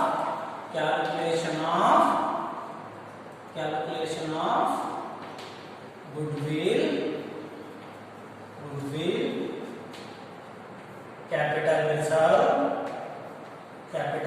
ಅಂತ ಕರಿತೀವಿ. ಅಥವಾ ಇನ್ನೊಂದು ಹೆಸರಿಗೆ ಏನಂತ ಕರಿತೀವಿ? ಫಾರ್ಮೆಟ್ ಹಾಕೋದನ್ನ ಹೇಳಿದ್ನಲ್ಲ, ಇಂಟ್ರೆಸ್ಟ್ ಆನ್ ಕ್ಯಾಪಿಟಲ್ ಅಂತ ಕರಿತೀವಿ ಫ್ರೆಂಡ್ಸ್. ಇನ್ನೊಂದು ಹೆಸರು ಇಂಟ್ರೆಸ್ಟ್ ಆನ್ ಕ್ಯಾಪಿಟಲ್ ಅಂತ ಕರಿತೀವಿ. ಈಗ ನಾವು ಇಲ್ಲಿ ಪರ್ಟಿಕ್ಯುಲರ್ಸ್ ಅಮೌಂಟ್ ತಗೋಬೇಕು. ಈಗ ಈ ಪ್ರಾಬ್ಲಮ್ ನಲ್ಲಿ ನಾವು ಕ್ಯಾಲ್ಕುಲೇಷನ್ ಮಾಡಬೇಕಾದ್ರೆ ಫಸ್ಟ್ ನಾವು ವ್ಯಾಲ್ಯೂ ಆಫ್ ಸೇಲ್ಸ್ ಅಕ್ವಿಸಿಷನ್ ಅಥವಾ value of sales acquisition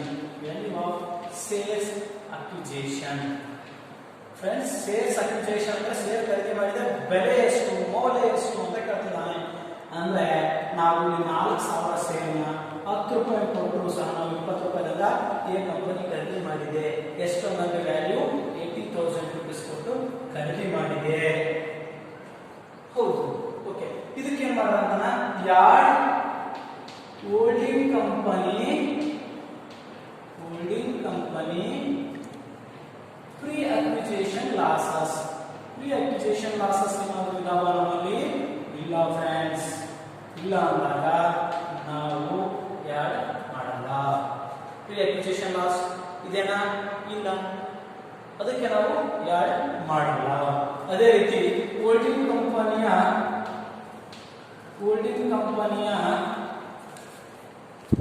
decrease in value of asset ಇದೆನಾ?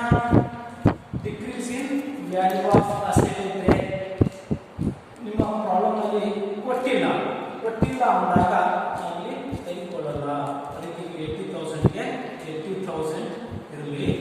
ಓಕೆ, ಇದರಲ್ಲಿ ನಾವು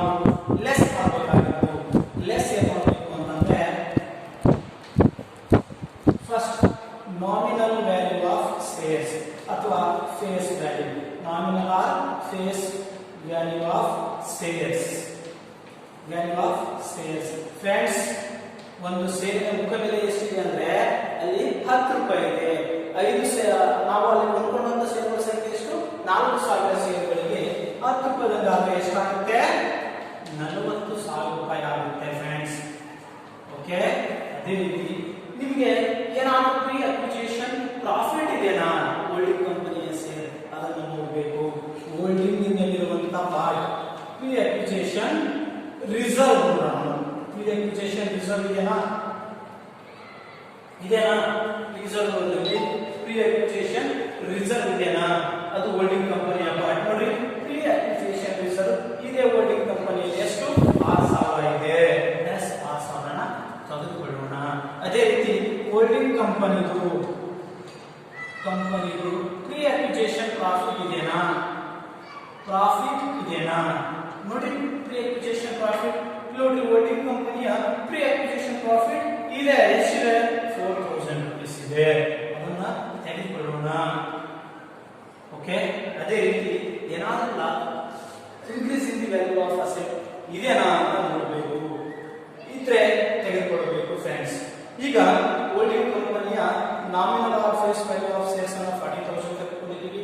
ಹೋಲ್ಡಿಂಗ್ ಪ್ರೀ ಅಕ್ವಿಜಿಷನ್ ರಿಸರ್ವ್ 6,000 ತಗೊಂಡಿದ್ದೀವಿ. ಹೋಲ್ಡಿಂಗ್ ಪ್ರೀ ಅಕ್ವಿಜಿಷನ್ ಪ್ರಾಫಿಟ್ 4,000 ತಗೊಂಡಿದ್ದೀವಿ. ಅದೇ ರೀತಿ ಇನ್ನು ಏನಿದೆ ನೋಡೋಣ.